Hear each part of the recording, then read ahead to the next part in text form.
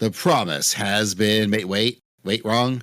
Wrong Final Fantasy, wrong promise. I mean, I'm looking for patch 7.3, the promise of tomorrow. That's what we're talking about in this issue of the Carbuncle Chronicle.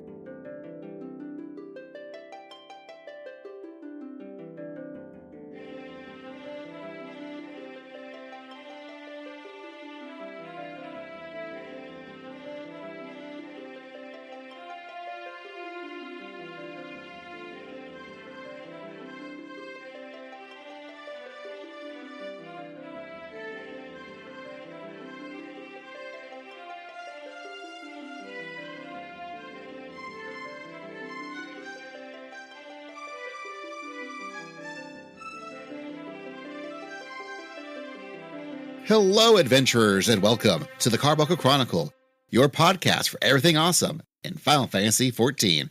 I'm Basil, and I play a Lalafell summoner named 4K Rydiske on Leviathan. I'm Anna. I play a Lalafell dancer named Cormier Rydiske on Leviathan. And I'm Tobias. I play a Lalafell paladin on Ultras, mostly. You live on Leviathan, but we go visit Ultras for a lot of things. Yeah, Ultras is kind of our vacation home. It's home away from home. There we go. It's our third space. That's what the kids say nowadays. The third space. That's all right. Pretty soon we'll be traveling to St. Louis for a weekend away for a third space called Gateway Fate. It's a unofficial Final Fantasy XIV convention, and we're going, and that's exciting. Woo. I cannot believe I'm going to be going to St. Louis twice in 1 year, and I had never been there before this year. Just a weird feeling. But I'm looking forward to it. I heard a lot of good things about it last year, and I was really looking forward to seeing if we can go. Yeah, I think we've got a few panels this time. Basil, you've got a new one you're running, right? Yes, it is I forget exactly what I called it when I submitted it. I should have looked that up.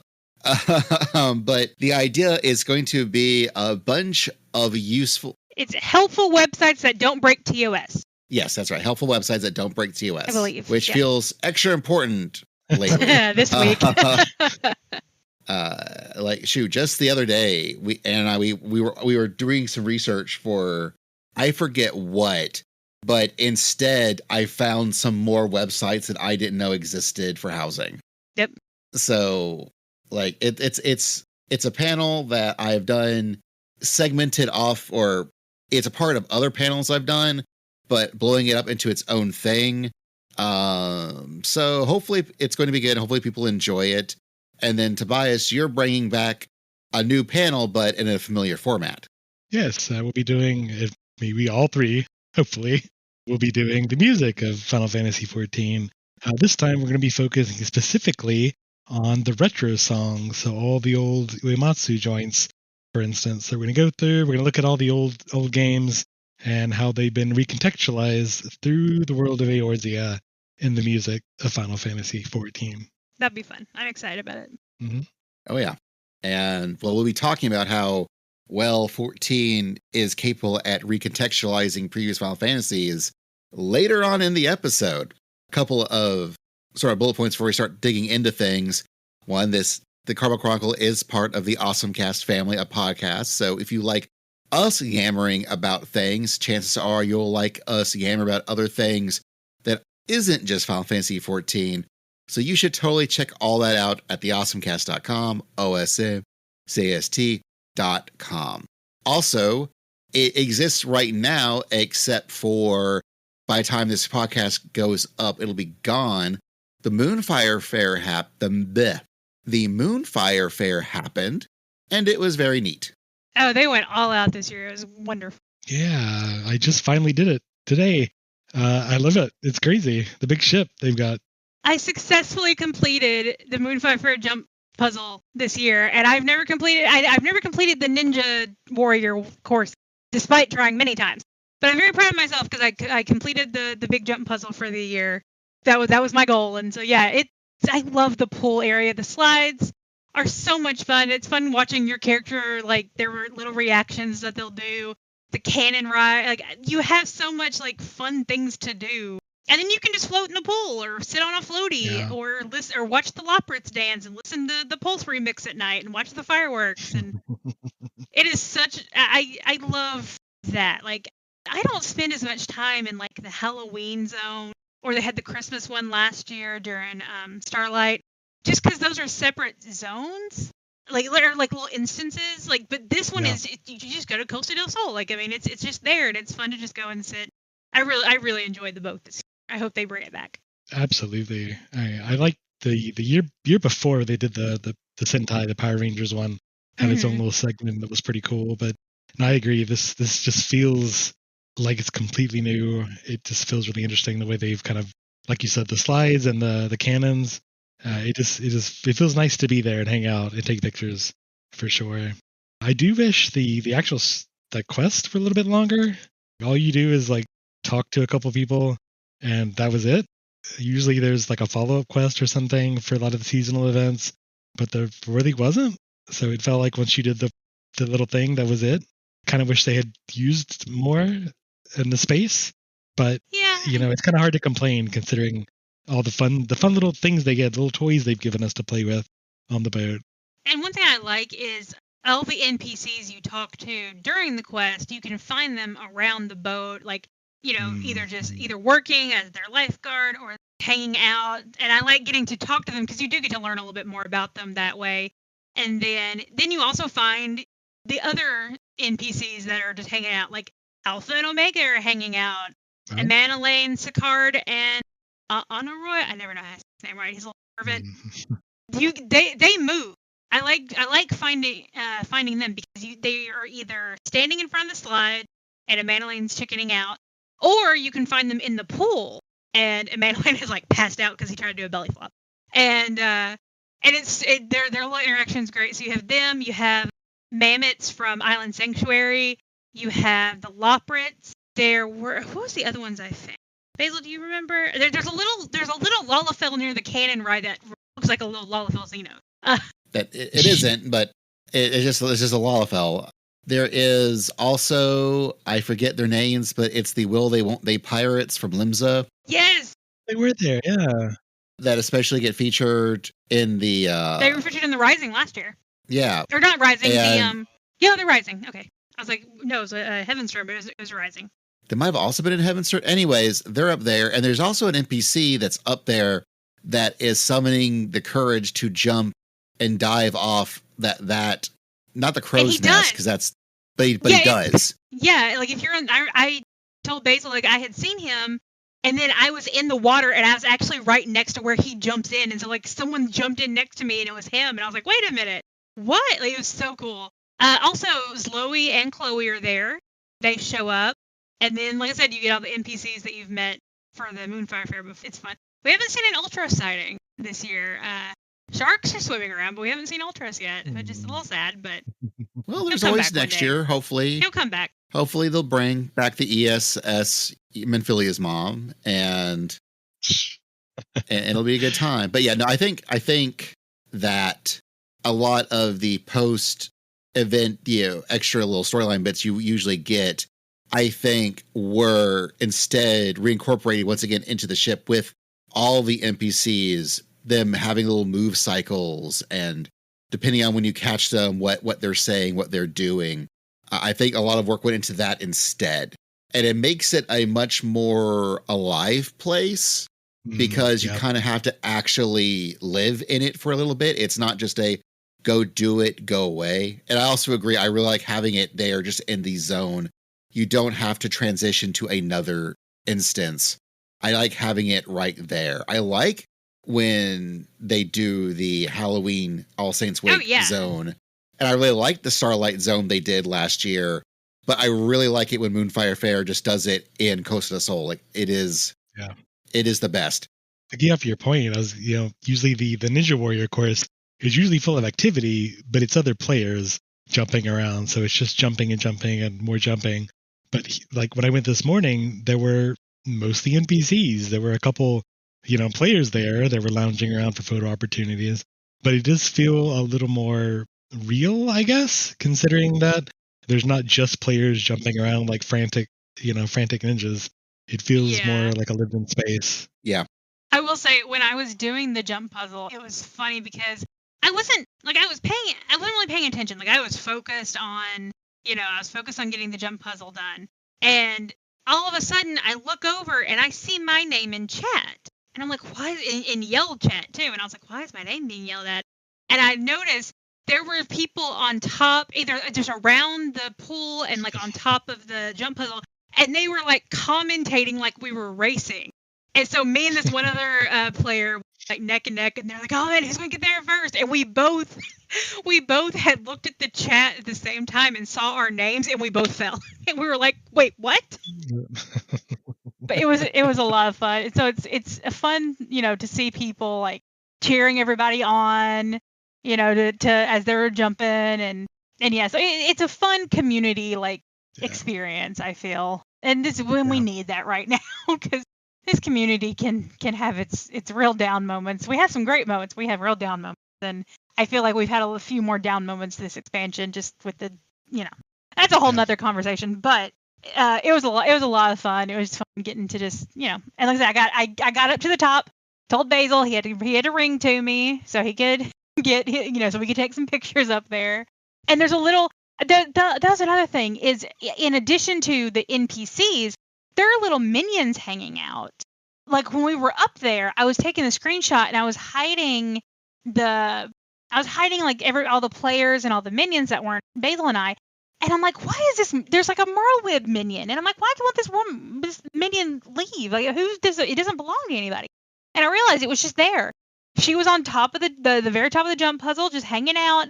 I was like, that's really neat. And then it was a couple of days ago, I was hanging out around there, and I look in the pool, and I believe on the little Moogle float, I look, and the little Fox Hollows minion was sitting there. He's just chilling.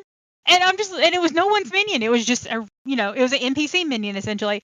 And that it made my day. And, I was going to say earlier, your experience also differs from player to player, because Basil and I were over there one day, and I had one of the Island Sanctuary mammoths and he had both. And I was like, no, Basil, I said, there's only one here. He went, I have both. And so I streamed to him in Discord, and sure enough, I only had one, and he streamed back and he had two. So it was neat to see that it could change like that for us. So, But what won't have a nice boat? The Rising. Instead, you're getting a wind-up Gulil Jaja minion and a chance for Yoshi P to talk to us and say, man, y'all, thanks for paying for this game. Thanks for subbing. Like, I just real appreciate it. I look forward to my yearly talk with Yoshi P. I really do. It's always I know people, like, everyone has their own opinion, but I look forward to it. I do look forward to, like, it feels special. It's not, but it feels special to me. Like, we get to at least say hi to him once a year, and he's gotten better about spoiling things, but this is one of those times that they've done some real fun things in the past, like the dev room. And so I'm always excited to hear what he has to say and what they do for it. I'm a little concerned with the fact that it's focusing, maybe it's not focusing on it, maybe there's something completely different with the story, but the poster and the minion are very Dawn Trail, and you can be level 15 and start this quest. So I don't know if it will be very spoilery or what, because you can't go to Tural to do anything, because if you're level 15 you can't get there. Yeah, that's a good thing to point out. I mean, maybe it'll be focused on family or something, and that's just, because, I mean, we haven't, obviously those characters don't have to be involved with the event, because Horshaphant was in the poster for Moonfire Fair, and, we didn't see his corpse anywhere. So, and like same with, which one was it? It was Hatching Tide, that we had Thancred and Minfilia. So, I mean, the poster could always, like, just be very misleading. They've said that what they're doing now for the event, promotional imagery, is they're featuring like scions and other characters that may not be the NPCs you actually deal with in the quest itself. Like, they're just doing stuff to let their artists sort of draw whatever they want, as long as it's remotely on theme. So wasn't Papalimo in one of the earlier ones this year? I think they did Ida and Yep. Topolino. Yeah, he and Ida were in one. Yeah. And I mean, and like, as for the minion, like, I don't consider that spoilery. I mean, they gave us a soulless one year. So, yeah. So, you know, it's interesting. I'm curious to see what the story behind the Rising is. I mean, we may be on a boat. Basil said there's no boat. I say There may be a boat. it starts in Lindsay. When he said that, I was like, there's a high possibility we could be on a boat. Yeah. You're not wrong. You're not wrong. There in fact could be a boat. But you know what probably doesn't have a boat is in early October, we're getting yet a brand new Monster Hunter collaboration thing with Monster Hunter Wilds specifically. It's going to be... I'm very excited for my Monster Hunter friends. I mean, I'm obviously going to do it because I did the other one. Honestly, I'm more excited to see how the Monster Hunter people react to but how they go about beating their monster, because they got Omega. I'm excited to see that, because I don't know anything about the monster we're getting. I know that it's a popular one. The main. It's like this, the Rathalos of Wilds, from what I can gather. In early October 2025, Monster Hunter Wilds comes to Final Fantasy XIV. The fearsome guardian Arkveld will make its stormy descent in the world of Final Fantasy XIV in this action-packed crossover. And then, we're getting, Monster Hunter Wilds is getting some variant of Omega. Better start learning Starboard and Larboard. How good for them. They get to hear, Escape. Oh, yeah. How good for them. They get to learn all about that. So happy. They could even potentially get the cool version of the song they actually did for Final Fantasy 16 for that expansion. Mm-hmm. Mm-hmm. Because one of the expansions for 16 was Omega, and they actually, in 16, did a 14 cover of Omega music for that. And if memory serves, it was a really good track. So, oh, it was. It was great.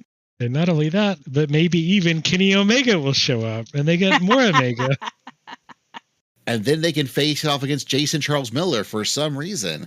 I will say I'm curious to see what they do with this, because I noticed in the trailer that they showed, they have the Warrior of Light throwing something, and maybe that's just part of the cutscene or whatever. But I know for Rathalos we had the potion button, and that's the only way we could heal after the first half of the fight. Like, the only way you could do any healing was with potion.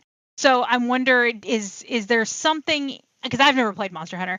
So, like, is there maybe something that we have to, like, throw at it at a certain point? You know, is there some kind of interaction button that we're going to have again besides the potion, maybe? I don't know. I'm excited because, we had the gimmicks of, we had to hide behind the mammoth thing. We had to jump on Rathalos and stab it. That was fun. And then, every time we got him to a certain point, he would fall and we had to cut his tail and everything, which I know a lot of people said that was a great way to translate Monster Hunter into 14. So I'm interested to see what happens with this one. I am also assuming it is a permanent addition because yes, you have to beat Dawn Trail to get to it. So it is clearly going to be some form of level 100 designed content. So it's probably going to be not dissimilar to what we got previously. We're probably getting some sort of cool trial and then an extreme version of that trial it has its own rewards unique to itself. This actually just means we get one more trial added to the game. This game that has no content whatsoever. And it was a 4-person last time, so it may be a 4-person this time. Yeah. Which means you might be able to use Phoenix Downs. Oh, no, I'm getting ahead of myself. So I guess we're going to take a short musical interlude, and then we're talking with our not so spoilery parts. Talk about patch 7.3, The Promise of Tomorrow. We'll be right back.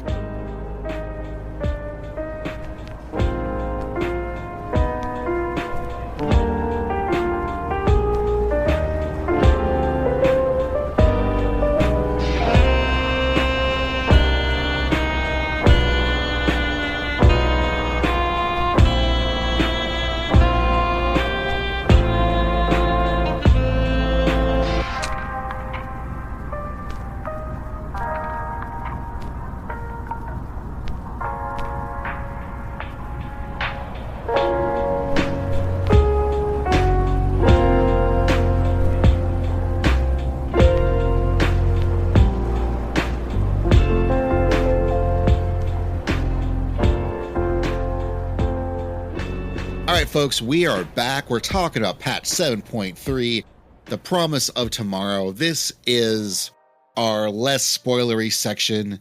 Don't worry, we'll be getting into some spoilers later. But to kick things off, we got chat bubbles now. Y'all, we got chat bubbles. I turned them on my alt. I haven't turned them on my main character yet, which from what little I've seen, they're fine. Glad people have something they really seem to have wanted. Yeah, I haven't really seen like spam really, even in a place like Limsa. I'm surprised by that. I was really surprised by that. I kind of wish there was a way to make them bigger. Like maybe there is, I just haven't missed it, but it really does feel like you get very little text space for what you get. Yeah, it for me, it actually is very unobtrusive overall. Mm. And I think another big thing is that the chat bubbles are coming out of the character speaking's mouth. So if someone's still spamming shout chat in Limsa, if they're nowhere near you, you're still not going to see it. Exactly. I really have barely seen any of those conversations. It's really just kind of when we're grouped up and, doing maps and putting map coordinates down, you kind of see that show up. And I really like that each type of chat gets its own type of bubble too. Yeah. If you're in an alliance, it has the little alliance, number, letter, whatever. They're different color depending on shout or yell or even Tell them party. look like Wi-Fi. I thought it was funny. But I like that at least. I did have a real cute moment. I was gathering a map for treasure maps. And while I was doing it, just happened where my spawn was, a group comes in to do a treasure map. And next thing I knew, I see on my screen in a chat bubble, "Oh no, look out 4K," as they spawn monsters and start attacking. And it's somebody else's map. They can't touch me, right? Like, they know that. I know that. So I go, "Oh no, whatever will I do?" And I see my little bubble pop up. And it was just a really cute in-game moment of two people talking to each other. And the chat bubbles just made it that much neater of a thing. Yeah. So yeah, I'm liking chat bubbles. I really hope that encourages people to use say chat more, because I don't really see that much. It's just the shout chat to speak in the zone. But I'm hoping that maybe the say thing will say chat. This will encourage people to use say chat more. Hope so. It'll be extra nice for when you're doing the various Ally Society quests that require you to say something and say. So yeah. now it looks like you are now really living with the NPCs. Yeah. Also, t-shirts are now a thing. Yeah, that is something I didn't expect.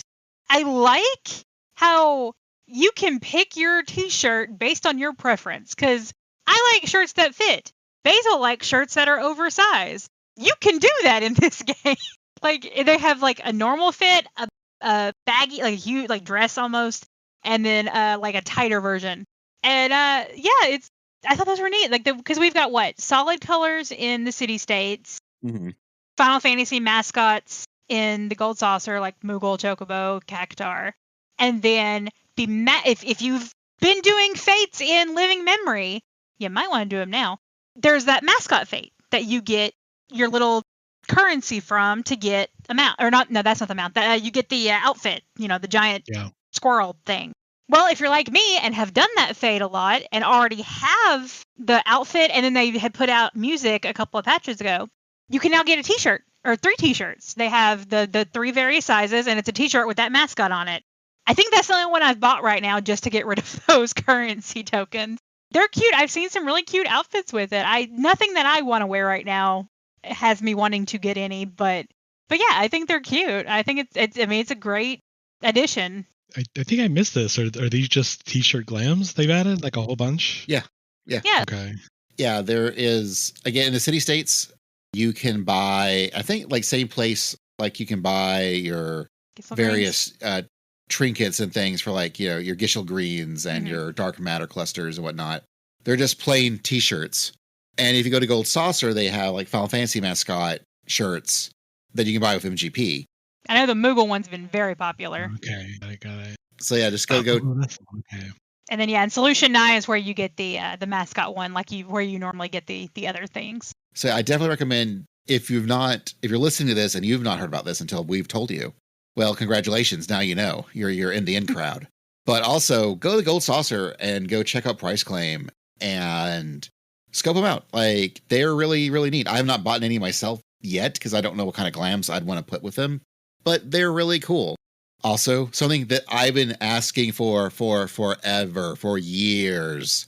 Wondrous Tales. You can now right click on the box of the thing you want to do, and you can now go right to the duty finder for it.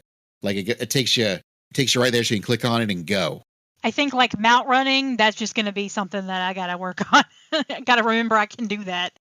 Yeah. And what's even neater is they took it one step further. So if you right click on like the dungeons, it brings you up a separate list of all the dungeons that qualify for that thing. And you can click on that specific dungeon, then it sends you into Duty Finder for that dungeon. It is, it's the most useful thing for Wondrous Tales. I was just asking for the first thing, this whole separate list that they were giving me. I was like, oh my gosh, y'all are great. This kicks butt. Hell yes. Just another instance where we know that Yoshi P listens to Basil sometimes. I hope to God that is true. You can get hold of me anytime, Yoshi P. Anytime.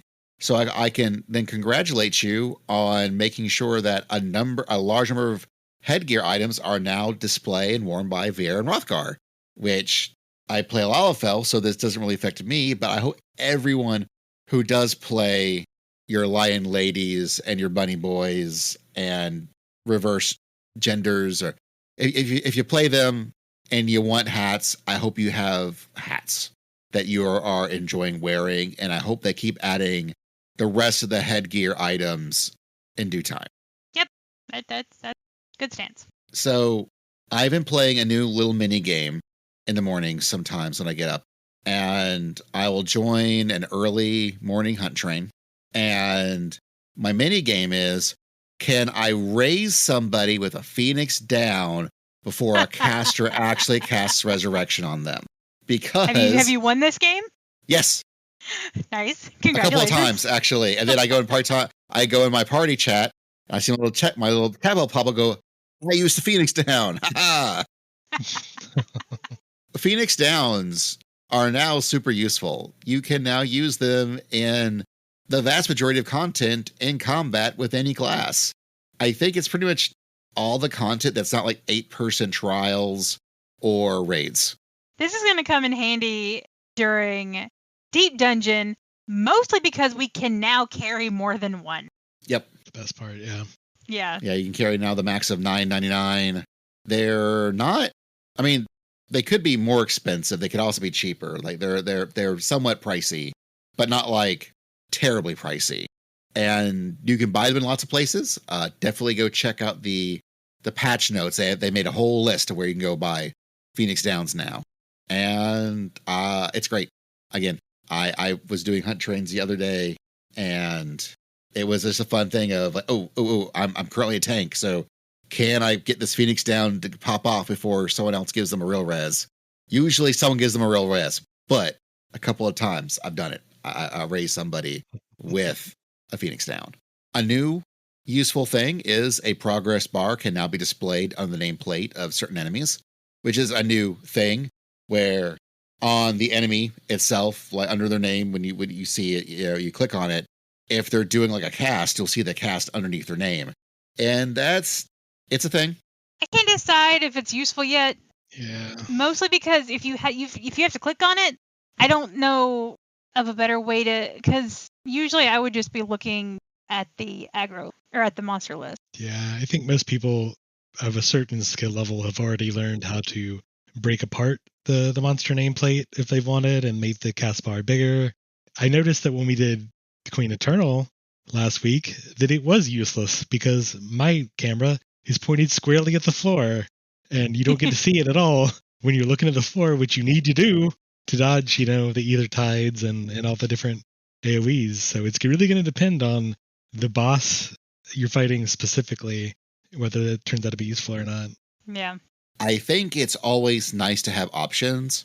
Yeah. This is another option. I do think it looks cool seeing like a long cast bar on a big old boss, going off, it does feel more video gamey.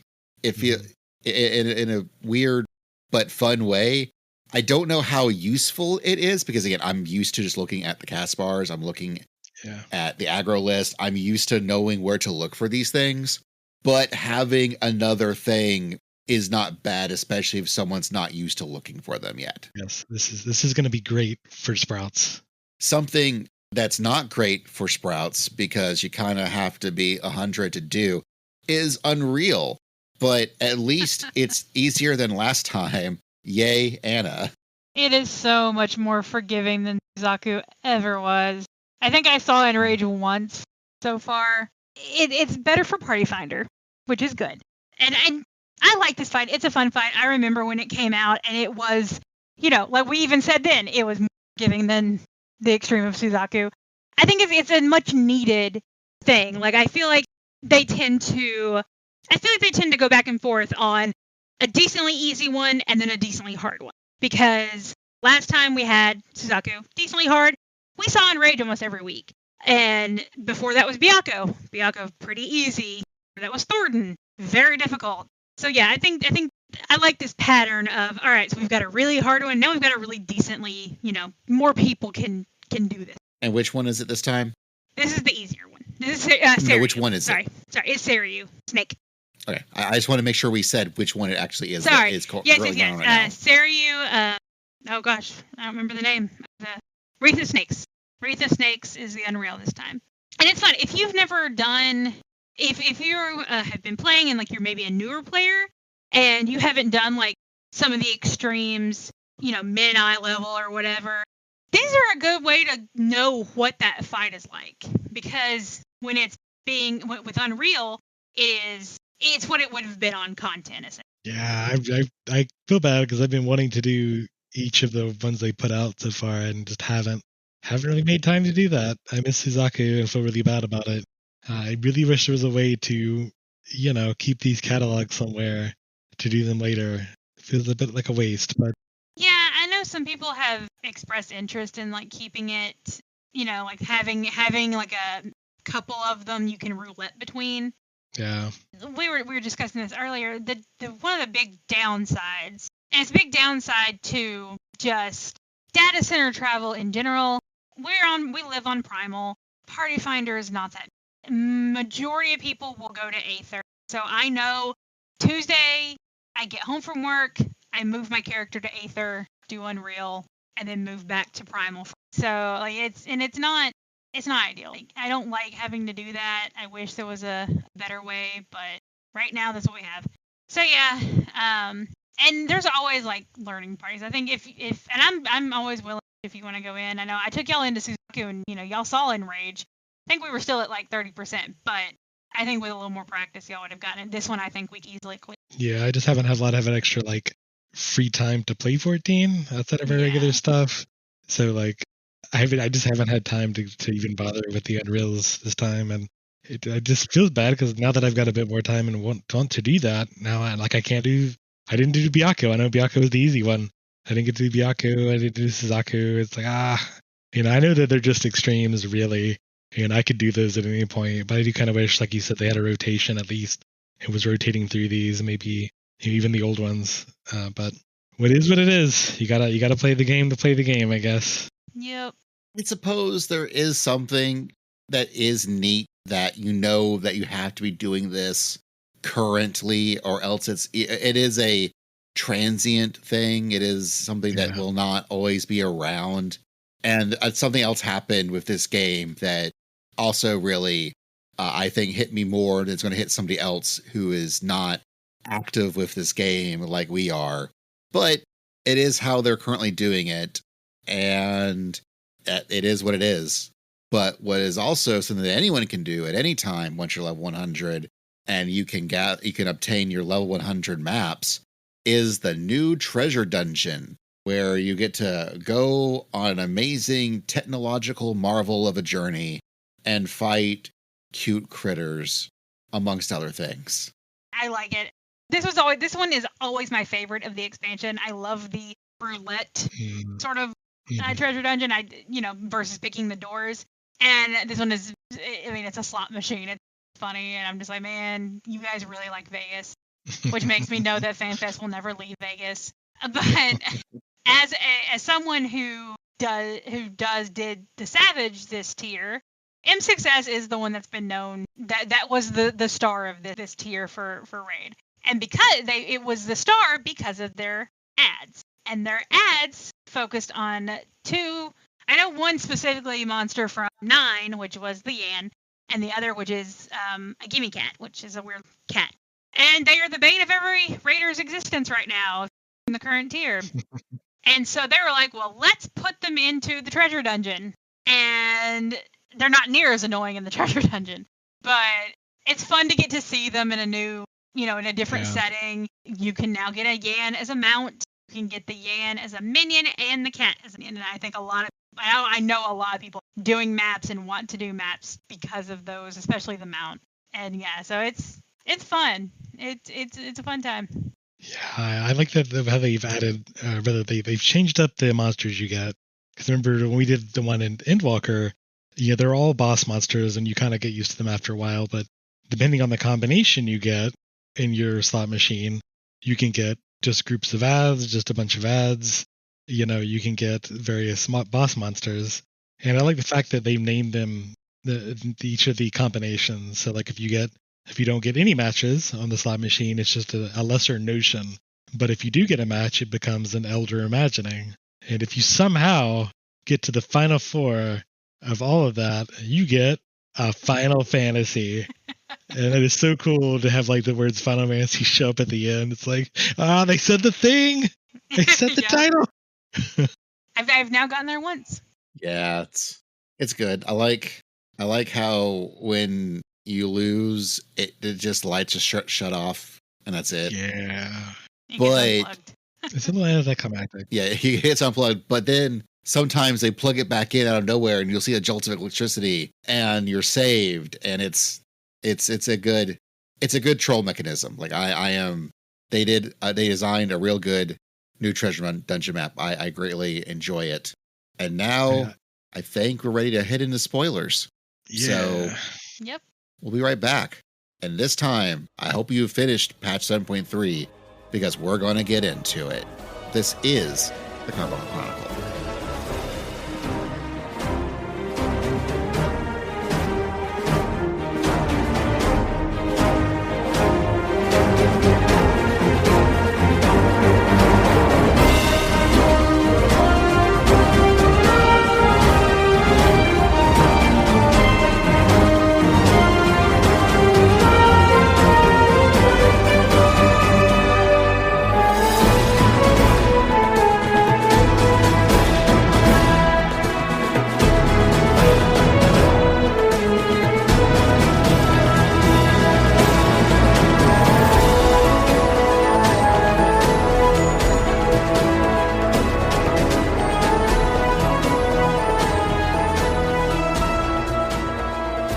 Folks, we're back, and our food for this episode is DAM, D-A-M. This rainbow energy beverage will allegedly bestow the drinker with metaphorical fangs to gnaw through any challenge and do their damnedest. Excessive consumption is ill-advised. That's because... Speaking of things you can get in treasure maps. Right, you get in the new treasure map dungeon, and I chose this one because it's featured in the new patch, but also because, damn, this has been a good patch. Folks, we are talking spoilers for patch 7.3, The Promise of Tomorrow. Pour one out for Geode, y'all. Pour one out for Geode. That was a good cutscene where he shows up and is speaking over the radio and it all happens at once. That was a very well choreographed cutscene. Good job. He gets a good death. I feel like he has very heroic and honorable. And I felt so bad because when he goes to the old man, I'm like, all right, you gotta get him and go. And then when he smiled, I'm like, what? Does he know him? Like what? And then he turns into a robot, and I'm like, and Geode is like, fuck, it's a trap. And like even at that point, he's just like, all right, like he just accepts it.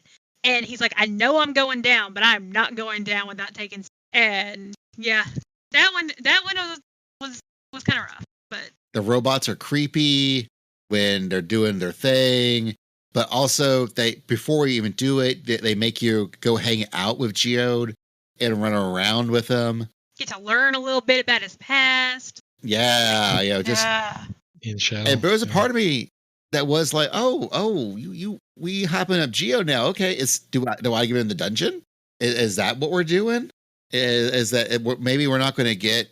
Maybe Geode's our new scion. Maybe that's what we're going to get. We're going to get someone from Don Trello's going to hang out with a future adventure. No, that's not.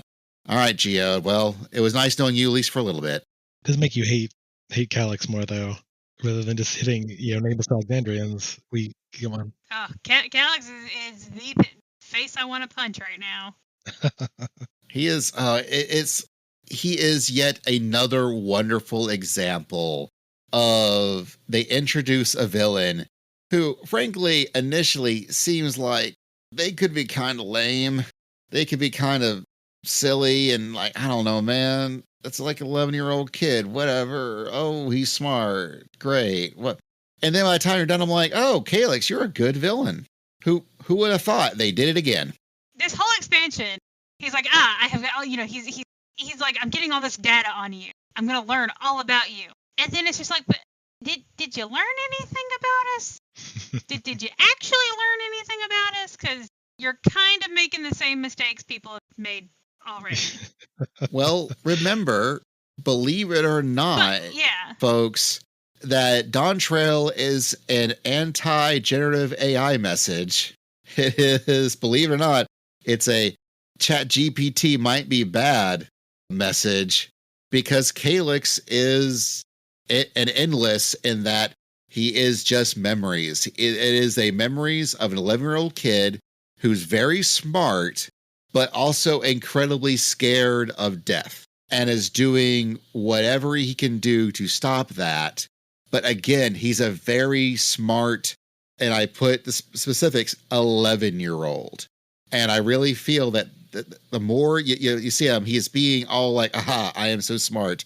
I am so perfect. I am going to destroy you. Oh, I just need more data. Like, again, it's just, oh, right, because you're putting on the biggest act.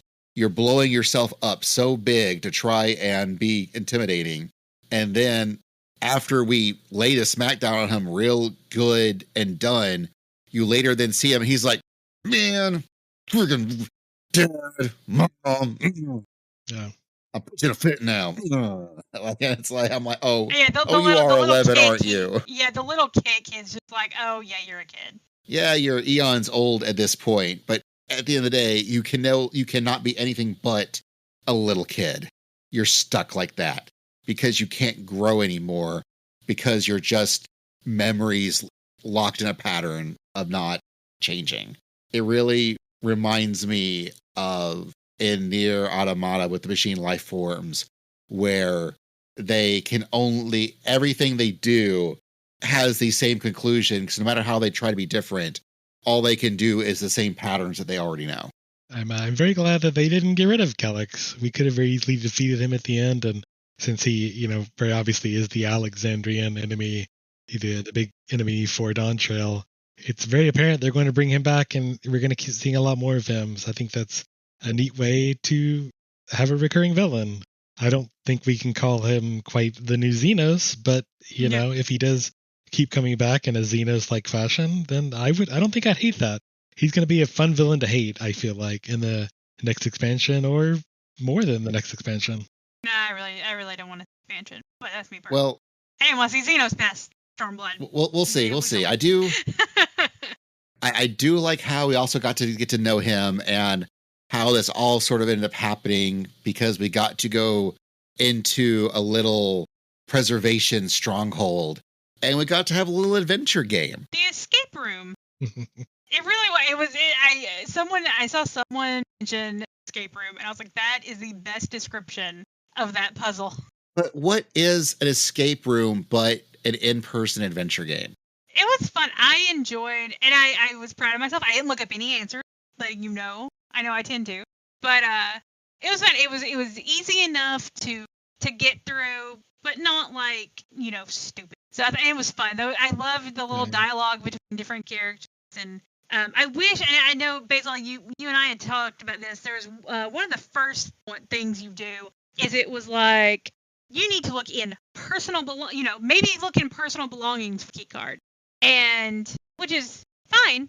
But I was sad that, like, one of the, depending on, where you start, it was the first place you and I looked. So we missed out on that. So when I went back and did it on my alt, I made sure not to do that. But yeah, I'm sad that we didn't get to see the rest of it. Yeah.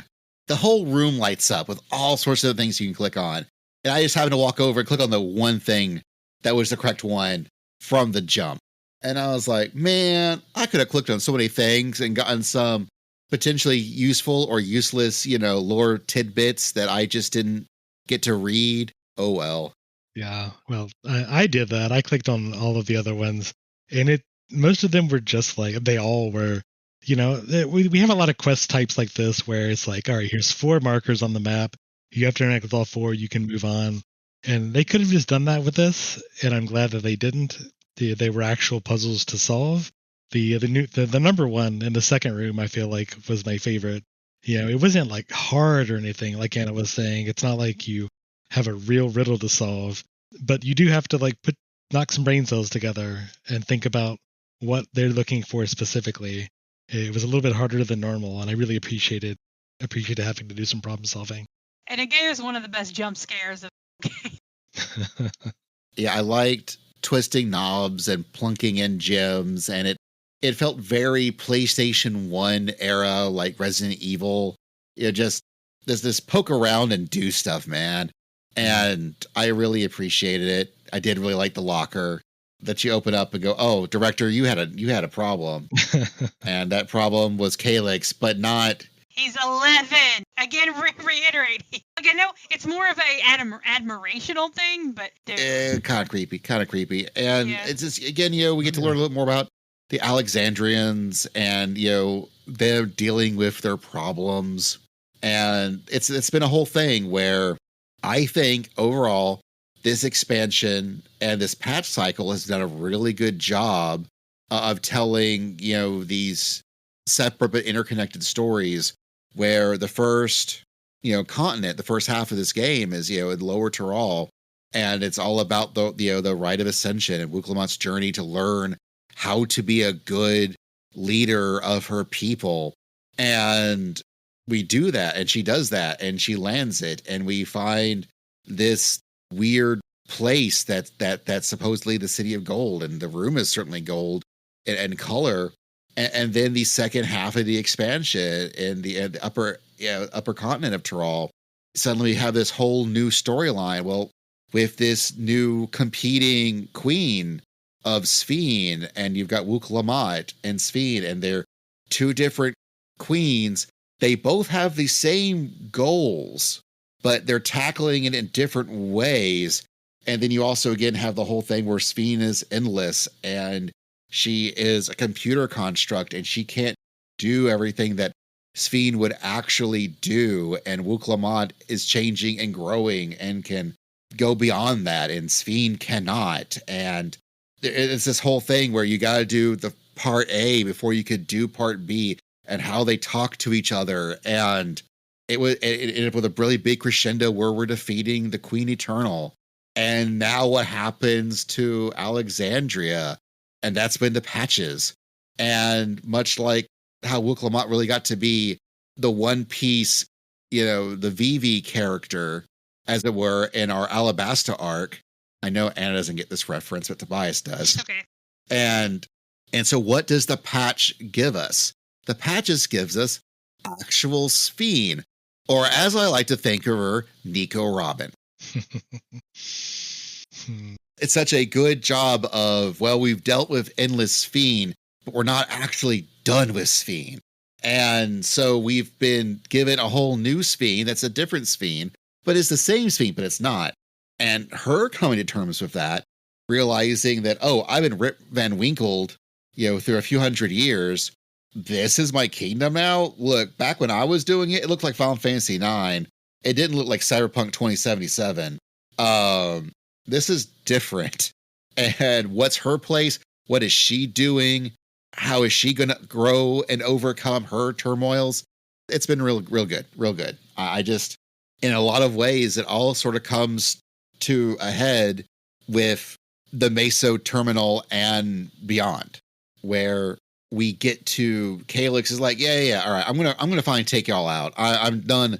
Playtime is over, as villains have said many a times through time and history, and especially in Sonic games. And he just says, like, come to my main memory banks, and I'm gonna mess y'all up, but good. And so we go into the Meso terminal, and again, but it's because we went. I was like, it's different, but that's where we went. We went in at the end of the Dontrell main game, and that's where we went through Fiend's memory. Now we're going through the section that houses Calyx's. I feel like this time we were actually doing like the physical part, because last time we were doing like basically the computer program part. We were going to the memory banks and doing it. It was kind of like doing the Stigmascape, where we're not actually beating Stigma. We're hacking into Stigma and beating it, pretending to beat it, showing how what will happen if it shows up. Like, this is last time was us hacking into the Meso terminal, but like we're actually going into the physical facility this time. And like, I on the one hand, so Meso terminal is again peak Dontrail in that these fights are great. I love the fights here. The part where we're doing the jailers, hell yes, I love that. Separating us all into our own little Barbarecia cones and making us do a little solo fight, perfect. I love what they're doing with Dontrail. It took me 7 because I didn't turn my camera. I did not turn my camera around and notice that there was something I should be killing. Oh no! Yeah, it has so little ad phase. Yeah, I was like, why does this keep killing me? Why can I not dodge? I can't get out of it to dodge this AoE. What is going on? Oh. And then after the 6th time, I turned my camera and I saw another thing I could target and went, God damn it. I really like the fights. The first one, I couldn't quite figure out the flora and the different waves, but I powered through it. The jailers, great, peak, love them. The final thing where you're doing the big blob full of memories, and it's doing the different memories in the different AoEs. I really, really like that. I love the what was the end of the first one in Alexandria, the dungeon, the one we saw at FanFest, was it the Executioner or something? What's it called? Had a name.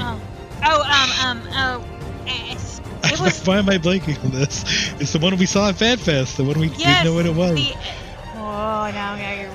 I know it. I can see it in my head. Yeah, it's like it's not Executioner. Something like the Eliminator. Eliminator, yes, the Eliminator. I really like the Eliminator. That was a lot of fun to do the half-ring cleaves and the different. I would not take Eliminator away, but this one was perfect. Perfect way to take the idea of taking memories and mashing them together and throwing it together as a boss.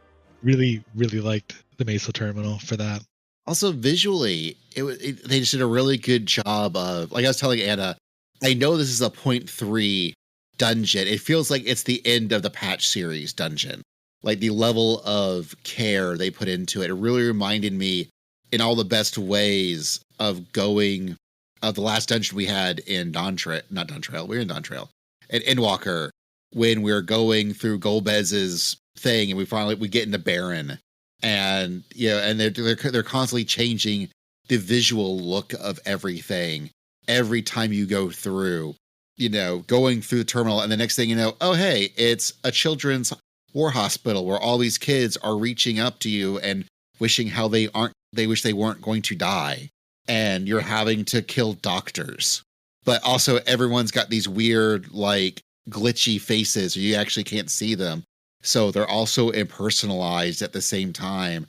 And then you go through a jail because, sure, why not? They needed an excuse to throw in a jail.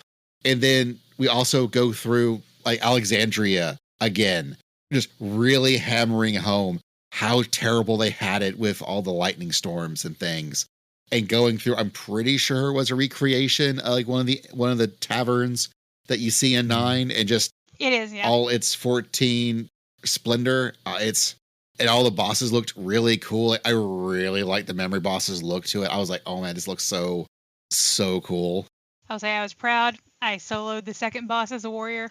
That's true. Because once everyone's dead, the only one to actually do its mechanics is yours.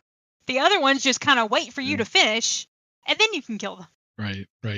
And I did it because my healer DC'd, and the other two DPS were like, just go for it. We'll see what happens while we wait for a healer. Cool. So, yeah. But yeah, no, it was a fun dungeon. I really enjoyed it. And then once we're done with the dungeon, we finally have to find out what in the world all those black... now I'm blanking on the name of the things that people... The Neo regulators. Once we finish the Mezzo Terminal, we get to find out why they made those 5,000 black regulators. It wasn't to make endless. And we were right from the trailer. It was not about making endless at all. It was just a good old-fashioned... summoning. primal summonings. Like Ma used to make. Like, I remember when we saw the trailer, I was like, that's the eyes are blue. The last time we see that is when people are being tempered. Are they being tempered? Got to bring the pigs out again. And it makes sense how, at this point, Calyx has thrown every sort of technological... They sucked the power out of a city block to throw lightning at us directly, and that did nothing. I mean, it hurt. It stung. You know, he's thrown all, like, the biggest robots he could throw at us in the previous patch with Zelenia. He has done everything he can clearly think of to stop us, and it all failed. And so what's the biggest thing he could do? Well, he can summon something. Like, you can throw another primal at us. Sure. Has it worked yet? No. Could it? Maybe this time. There's a chance. And it wasn't. I know a lot of people, including Basil, have said, man, they really did the lead up to this primal way better than the game it's from did. Because the primal's Necron, and who was also the main villain, or the final villain in Final Fantasy IX. And for me, yes, Victor Hunter of Charlie and Dropouts, if you're listening, yes, I get it. I understand that thematically, Necron makes perfect sense. In the context of 9, its purpose for why it exists makes complete sense. I get it. However, how they introduce him into 9 is more of not a culmination of all that you've done in 9, but rather it's hello, I'm Necron. I'll be your final boss for this video game. Here is the reasons why I should be this boss, and now we're going to fight. And that's how 9 does it. But in this version, in Final Fantasy XIV's take on Necron, they've been taking a whole freaking patch cycle to really show, well, not even just patch cycle, but the expansion, the whole second chunk where we get to meet Alexandrians, where they're all wearing these regulators and how they forget they're dead. When someone passes away, all their memories of that person is locked away, never to be accessed again. And because of them using souls and things, they never have to worry about death. And well, now all that's been shut off. So now they all have to really worry about death that they didn't realize was really a concept until very recently. And Calyx has been doing a great job of playing on that. And then suddenly going like, oh, but I've got this perfect solution. If I make you endless, then you don't have to worry about death. And it's all come to a head where instead he wants them all to prey on and ruminate on them being so scared about death. And that's how they summon Necron. It also reminds me very much of the Coils of Bahamut, the way that we've got the 5,000 Alexandrians who are now locked in a permanent tempering summoning. Thanks to the Black Regulators, reminds you of all the dragons that, are stuck in a permanent summoning Bahamut cycle, thanks to the Allegans. So once again, it's Allegans. Only it's not. Unless we find out later it was. But, which, now there's precedent for that. Anyways, what were y'all's thoughts on Necron? Trial itself was great. It's the first trial we've had since the end of Dawn Trail's base game that we had a duty support. Yeah. So we were able to go in by ourselves with our Scion buddies and Sphene, our little not summoner but summoner arcanist. Oh, what was she? She's a Zoe. She's a Zoemancer. Zoemancer, yeah. Yeah. That's pretty cool. And that was a lot of fun. I went in with them, and I like the trial's great. And honestly, this trial, I feel personally, is one of the best normal trials to teach you the extreme. Because when I've gone back, I've been farming the extreme, still not seeing any wings from that one. But when you go back into normal, while there, there are new mechanics, there are expanded on mechanics, but it does a really good job of giving you a good basis for the extreme. And I definitely highly recommend knowing that fight very well before. But it's also probably my second favorite extreme of this expansion, and second favorite music for the extreme in this. Nice. Yeah, not having done the extreme yet, I completely agree. Like I said with Mesa Terminal, the fights in Dawn Trail continue to be hitting real good. Necron was a lot of fun to do. The big circle, the near-regulator circle, where you've got to do like different AoEs that are queued up in a row, and you have to sort of keep those in mind and go in and out as they do. And a lot of the line AoEs, the hands that grab you to put you in that little pseudo space where you've got like 15-second doom and you've got to get the hell out very quickly before you get doomed. They're really fun, and ways to sort of tie home the idea of dying and fear of death, because you've got to quickly escape it. Really great way to tie the theme together. So I really enjoyed Necron Normal, and I'm really looking forward to doing the extreme version based on everything Anna said so far. Yeah, having your own personal ad phase, and in extreme, tanks have to do specific things, healers have to do specific things, and while DPS you just have to kill them, one of them starts enraging when you do, and it's not like there's no way to really figure out what makes it enrage. You just have to pay attention to your little enemy list and see which one starts. If one starts enraging, you got to kill it quick. And I've not done tank or healer on this one yet. So that one's gonna be fun when we get in there with the Bloodgod group, because I know I'll probably have to tank or heal at some point. Yeah. And I'm excited to get to experience that.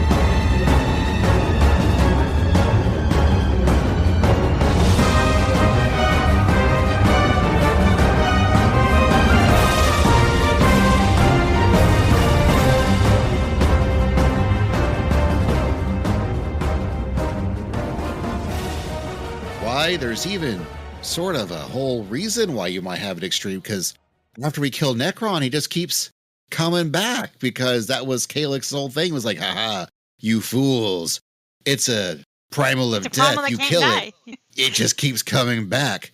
And mentions that actually I'm not using crystals to power it, no, he's just funneling all the power that exists in the frickin' ninth shard. And so he's like, I'm just going to keep summoning this thing over and over again until you go. And then everyone's like, wait, no, what if we just destroy your data terminal, though? And Wuklamot's like, on it, boss. And just starts going to town. That is probably my absolute favorite cutscene of this expansion. Well, second favorite cutscene of this expansion. And they put work into that one. Like, that one had... I will say, one thing about this expansion, they did not shy away from blood. Yeah. Because there were at least 3 instances I know of that you see some blood, which I'm glad, because, Hey, as much as you can get away with in a T rating. Right. The ending to this was great. I have actually gone back and watched it with different classes. Oh, yeah. Because at the end of it, starting this cutscene, Sphene gets to do what she needs to. Like, she gets to talk to the people of Alexandria. She gets to be... And what she does is she gets with Shale, she gets on the intercom, and this is an interesting bit of knowledge that we are now having, and I hope maybe that we can take this with us she's able to sort of redirect the tempering. Because it's technically still going while the fight's gone on, but Calyx is focused on the fear of death, and that's what's powering Necron, is fear of death. And that's why he keeps coming back if he dies. Well, she starts talking to them and trying to give them hope that, yes, it's scary. You shouldn't be afraid. You should just live and take the memory of those that have passed and live with those, and giving a very, very good, hopeful speech. And she like I said, she redirects the tempering to where it stops being effective for Necron. So I would really like to see that come back. And I wonder if that's partially because Calyx did a bad job of summoning. Like he did he did not quite grasp how summoning really works, which frankly is very on brand for allied societies, or at the time beast tribes, learning how to summon, where they're given the basics, but they're not really explained what's actually happening, how this actually works. They're just given just enough information to start it. And so for them, a lot of it's religious fervor. And so that's why they keep doing it over and over and over, because it is their gods, it is their deities, it is their protectors that they think are their summoning. Whereas Necron is being summoned by a much more just a general idea of death and a fear of death.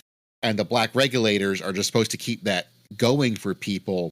But because it's not like as a crystal clear in their brains of what they're really summoning, it's really the regulators that are doing that. Yeah. You know, their focus can be diverted a little bit. Yeah, I mean, these have always been improper ways to summon that were taught specifically by the Asians to screw with the people doing it. And it's very possible that whoever, spoiler alert, taught Calyx how to summon was doing this intentionally, the way just these linear regulators detected there. So I don't know. I think it's really just a matter of, this is the speech that they had to give. You know, this is real Sphaine's whole thing was, now that she's real and back, and now they're going on this whole tangent about the Alexandrians grappling with the grip of the fear of death. You know, since 7.1, that was the big thing of 7.1, was they're doing the whole funeral thing and having to come to terms with that, and then Calyx offering them a way out of having those hard feelings in 7.2, and now with 7.3, of course, Sphine is going to give her big speech at the end. I think it felt to me more like a narrative tool more so than anything. But there's a lot of different in-game, diegetic ways to explain why it worked, depending on the specific summoning method of the neo regulators and what have you. We do it, and we also get a cool, somewhat personalized cutscene depending what job you're running, where you're either slashing at the terminal really good, or throwing up a blue ball of energy real good, some way, somehow. And I'm also mad that Sphine got to use, I want you to be able to light my axe lightning. Yeah. Like that's like, that was what I was mad with. They get, I get cool glowing blue thing. That was awesome. But they got to cast a Ruin 4 onto an axe, and the axe got to do something. I want to do that. Give me that, Yoshi P. If you're listening to me, give me that. I want that. Look, Wukawant gets a warrior rescue. Sphine gets to cast a Ruin 4 on the axe, and she gets to attack with it. Like, man, come on. Give. But yeah, no, that was a great cutscene. Like I said, I went back and watched it with different classes. It's interesting to see Dancer, because you get the melee animation. You don't throw your chakram. You get to go smack it. But I did it with, I saw it was a bard. Bard, you get to shoot a bright arrow at it. Astro, you get to shoot a ball of light. Like it's really great how they made sure each job. That is the one downside. You cannot watch that cutscene as a blue mage. And you're shooting blue magic. Come on now. I know. But yeah, no, that's a great, and it's funny because at the end of I was sitting there going, we have to be done. Like there's nothing left of this patch now. But there's a good little chunk afterwards. Oh yeah, Like, you would think this would be it. No, and you know, they kind of did the same thing with the best 5-point, or the best 0.3 patch, in my opinion, from Shadowbringers. They kind of did the same thing. Like, you finish and it's like, okay, we're done, right? No, you got a lot. You got more to do.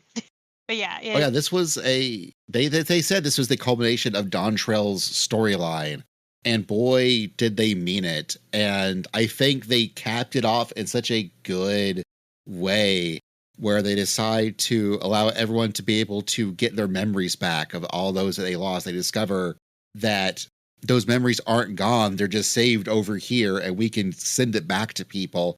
We just have to turn living memory back on. And we talked about this before, and it's like, would they do that? Can they do that? Should they do that? But yeah, I was a little, I'm probably not even the point, but I was kind of surprised we were going to get back on. A lot of people had gone. But I was a little surprised that we were gonna turn it back on. The way they did it made it so much okay with me, because I'm pretty positive you listen back to our earlier episodes where we talk about us shutting down living memory, on how pro I was on this concept. I loved the idea of taking an entire zone that was full of life and light, and us going like, nope, this is actually, the whole thing's abomination. We're shutting it down. And by the time we're done, it's dead. It's done. It's bleak. There's very little sound. It's kind of creepy wherever you go. There's still like actual, like, animals and creatures and stuff, because it's still actual existence. And there is life, but all the endless and all the fake stuff is gone. And then I'm like, we're stuck with that, and good. We should be. We did something, and it should stick.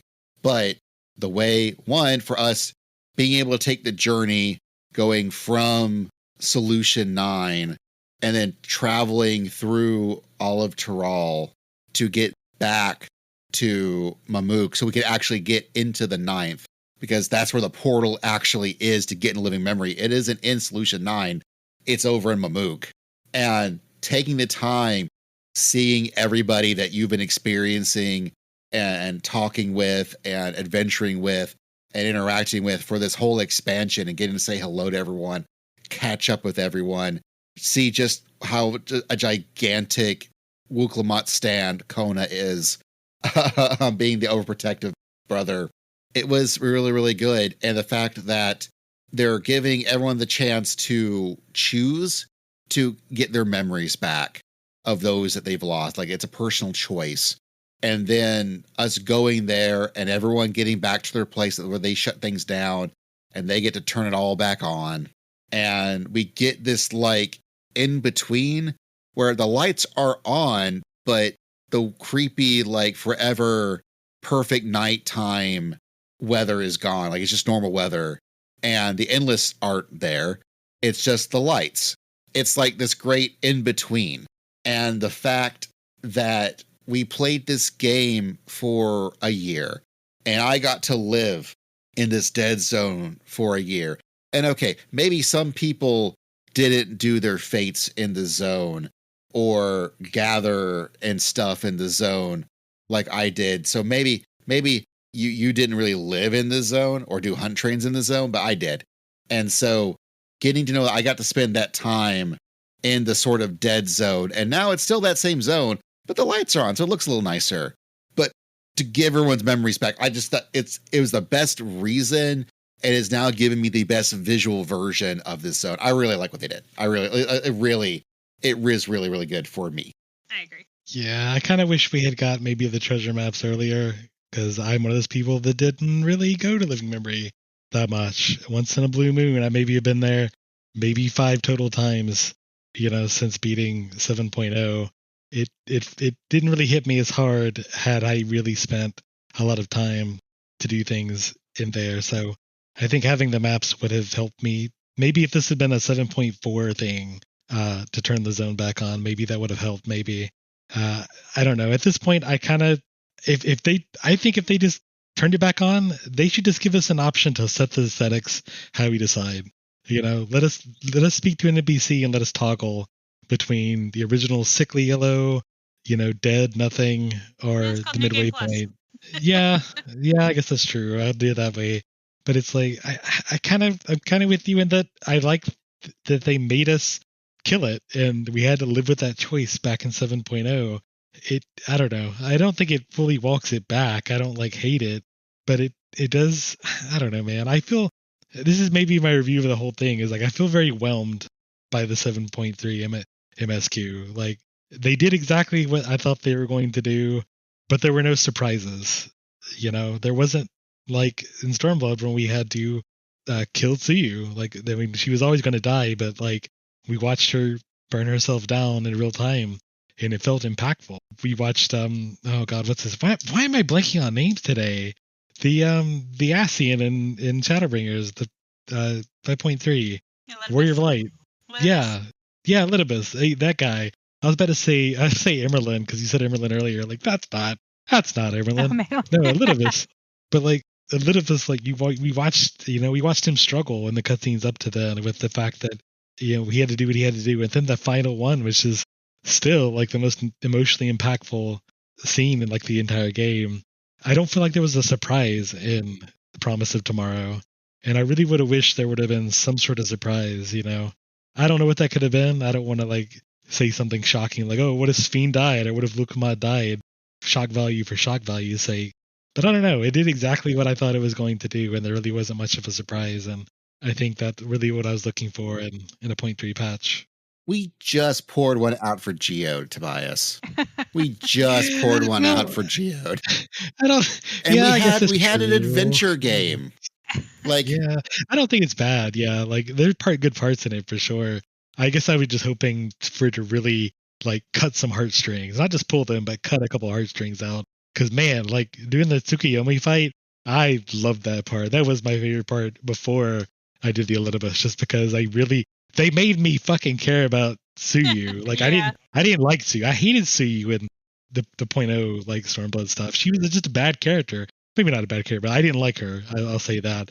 But then we get to see her, the whole amnesia arc. That was a great way to do amnesia arc, and I really like the way that everything wrapped up. I really wish there'd have been something similar here. And again, I don't know how they would have done it. I don't sit there and tell you, if I'd have done it, I'd have made it better. I don't know. It did exactly what it needed to do, and like, yeah, it's fine. I feel like yeah, I don't think, especially with, like you said, with Elidibus and like with Calyx, we've not been with Calyx that long. Yeah. Elidibus we had been with since. I feel like I know that I know this game. They're gonna try to make me like the villain, and they've succeeded many times. Not with Xenos, but I want to give him a little time. I feel like we're gonna get something with him, and I'm just gonna be like, fuck, damn it! I want to punch him in the face. I don't want to like him. Like I feel like it's gonna come. For me, the moment where Calyx suddenly became, whatever, it's Calyx too. Oh, okay, I get you now, kid.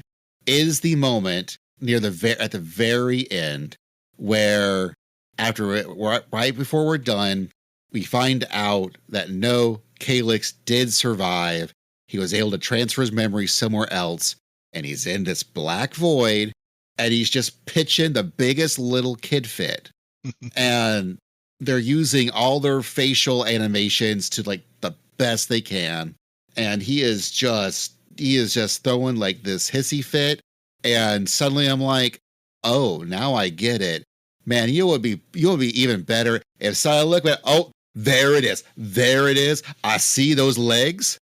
Those are some I'm seeing legs. I see those legs. Oh, we get an end of ARR. We get to see the Elf Pope and an Ascian right behind them. That's what's going on right here. Oh, hello.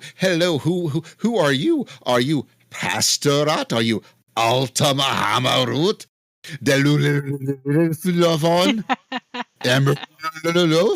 I mean, which one is yous?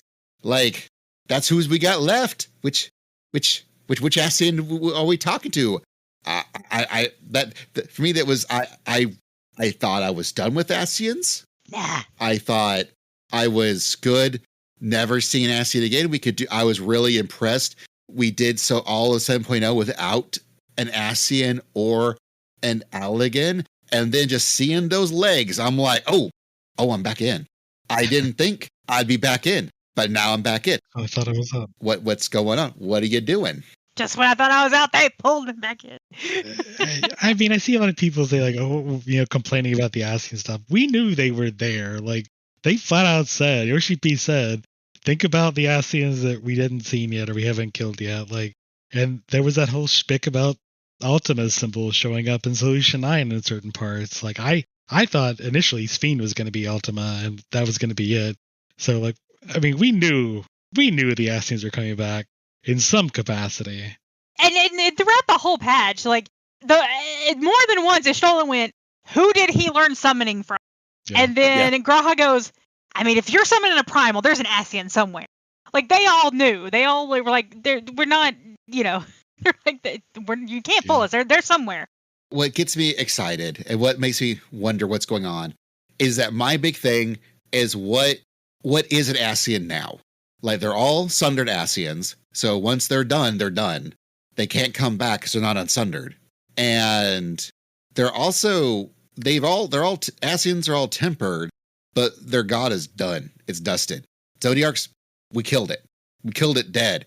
It's dead in all shards. Like, Zodiarc is gone. So what drives them now? What compels them? Are they going to try to bring Zodiarc back? Are they trying to make a new version of Zodiarc? Is that what Necron is? Was he a trial run for them to figure out how to make a new Zodiarc? Was Necron just Zodiarc Jr.? Are they more like Fandaniel? Do they have their own wants and dreams? Are they also so down bad for an ancient Zande that's gone that they want to make the world burn? Like, what is their deal? What is it? Who are the Ascians that are left, and what is their deal? Because their theoretical, what would be their deal has already been solved and not in their favor. We kind of know what their deal is a little bit. The entire reason we did all this stuff with Calyx was the key to interdimensional fusion. We saw back in the adventure game portion, they were experimenting with whatever was in the chalice. We saw other 3D printed chalices there. We know that Krau's parents, the Milala, basically given that to Ketenram and them, the Dawn Warriors, back in the past. And we know that Calyx this whole time has been trying to recover that. That was what he was complaining about at the end. He tried to foil us to get that key back, whatever that is. I'm assumedly to give to this winner, Ascian. Well, and why? I mean, can they use that? Yeah, I mean, I guess my supposition is that Zodiarc, I know, they would probably still want to combine the shards still, because that is still, to them unnatural, assuming just the baseline there. So I can imagine why this person that's been trying to, like all the Ascians were doing experiments in each of the shards to join them together. I assume they're just going ahead with the plan that they were going ahead with anyway before we messed it up. Maybe I'm sure they've already said we've got 10 years worth of story here. I'm sure there's going to be something that's going to throw a wrench in the plans. Maybe they're going to revive Zodiac or something. Who knows what they're going to do with it. But I still assume that the basic game plan of combining the shards is still on the table, which is what it's really going to depend on what the 0.4 and 0.5 patches have us do with this key. Yeah, That's it. I'm excited. I'm really curious because they mentioned the group Winterer. That is clearly our new group of villains. I do wonder if our role quests gave us a hint at the more theming around these. Like, I could totally see, especially after Calyx throwing his hissy fit, are we getting, the Ascian B team? Like, are we going to get other villains that would have been like a more throwaway villain, but now they're more important because they're who we have left? I don't know. I know I've seen a few people wonder if Travishet is a thing again, because he was a villain that was in 1.0. He didn't have a shadow. He was an Ascian agent. And the only other time we've ever seen him was in the Alexander raids, because he handed the horn to Mid in the raid series storyline. And someone's mentioned how the Alexander stuff looks not entirely dissimilar does some of the same effects they did with electrope and whatnot for the Alexandrians. So I don't know if that's just a big old pull and people are just really wishing, or they've actually noticed something that there is to notice. But like this storyline could also go anywhere. Like they could tell us anything. Like there is nothing holding them back to do whatever they want to do. And I am here for it. I will say, since we're kind of talking about like, where this could be going, two loose ends I want tied. Okay. Speaking of past raid series coming into play, they have done this. Gaia finally got out of side content jail. They're willing to do it. So first loose end, it looked like at the end of Pandemonium that Elidibus got reborn. It is very possible he could have been reborn somewhere in Heritage Found that got stuck in the bubble, and now 30 years has passed. So we could have grown up, reborn Elidibus or Themis. So I want to put that.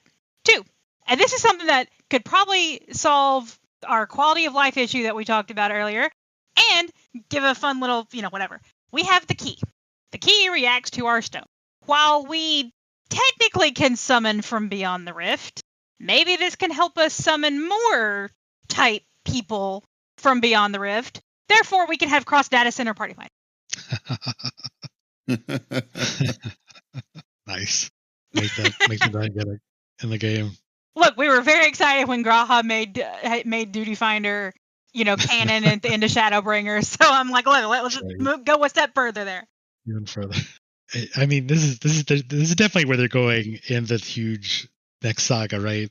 Like we're definitely gonna get Reen and Gaia and Runar Zero, and all the different shards. Yeah, we're definitely getting everybody. That's what they're building toward. We're gonna get the band back together.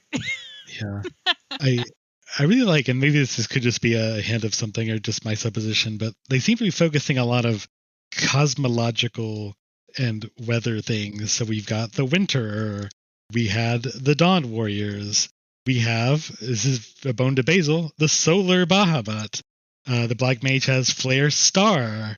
There's a lot of, stars and seasons and stuff, time stuff that's showing up thematically. And maybe it means something, maybe it doesn't.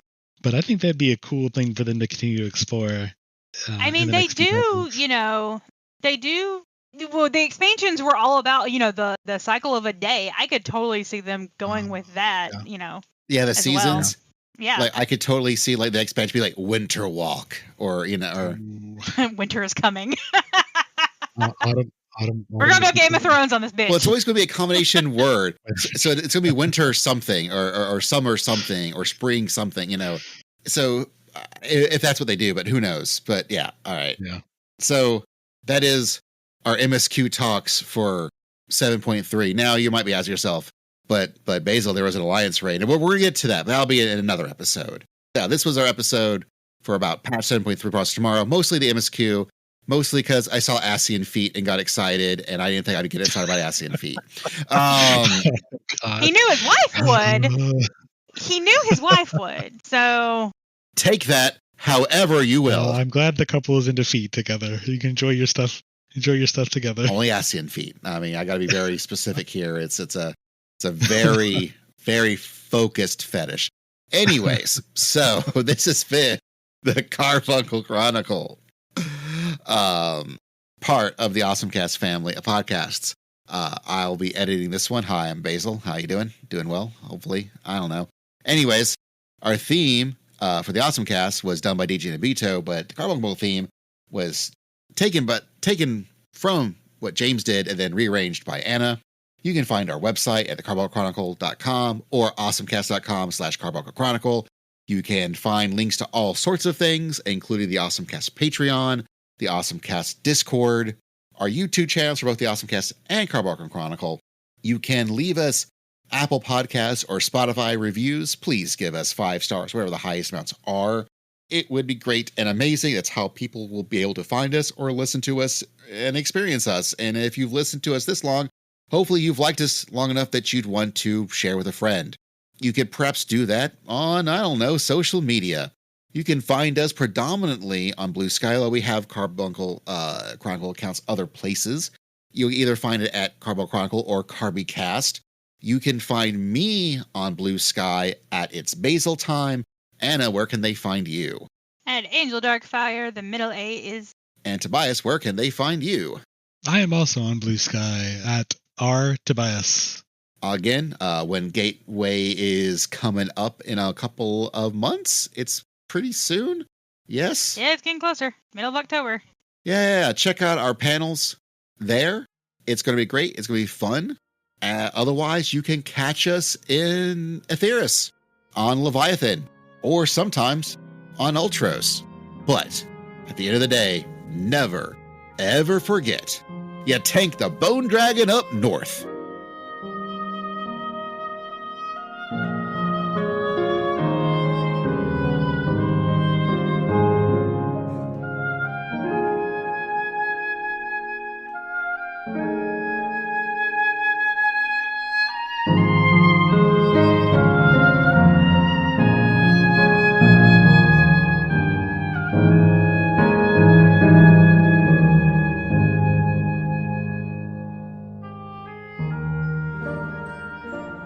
Tobias, it's funny you say that. Like Basil and I were talking, and we were like, this expansion, the expansion, they're saying that this game is dead, that there's nothing in it. They are giving us every single piece of content we've ever had. Yeah.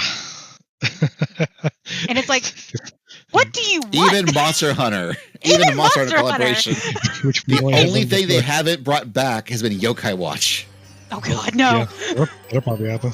Oh, God, no. Well, we do need, because we don't have the last two expansions of weapons, because they brought back Yokai Watch last time, and we didn't get Reaper and Sage.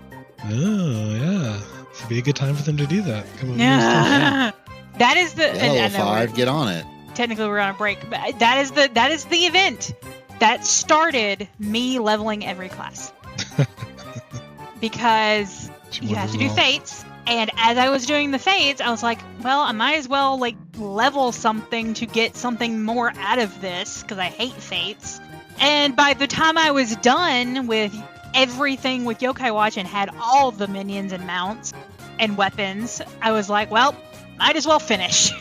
I blame that quest. If they do it again, maybe I'll get a chance to do more. Cause I kind of fell off. Basil, I can't believe we went through that entire section without mentioning that it's Omega Planetus. Planetus, the best anime, one of the best anime ever made, and we didn't even mention that Omega Planetus is showing. What kind of anime fans are we? Oh, terrible ones. Terrible ones. There's your stinger. Oh, like I have a big old stinger this time. Like that's like... All right.